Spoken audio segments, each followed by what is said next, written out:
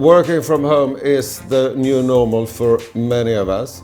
And of course, that's the challenge when it comes to your home and the space you live in. And this home we're going to talk about today is an open plan home. So we had to come up with ideas and solutions for how to have two working spaces for the people that lives here, but also working spaces for friends and family that also comes and joins them in this house.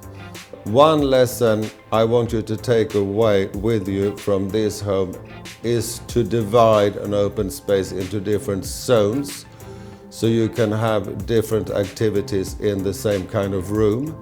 So we have two set workstations, one for the man living in the house. He works as an accountant, so he only needed one set desk with a comfortable chair. The woman that lives here, she is an illustrator, so she has a sit and stand desk with a stool that you can raise and put lower.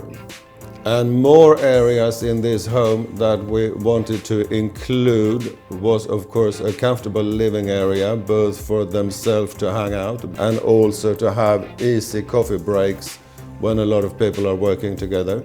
We included a large dining table that has work chairs and normal dining chairs, so you can sit comfortable when coming to work into this space. We have added in trolleys into the space so they easily can pack away their things when they leave for the night. We also have a library area which is both used for working and just hanging out, where they both have the storage for all their books, memories from trips and decorating items. And we added glass doors so you have a dust-free space.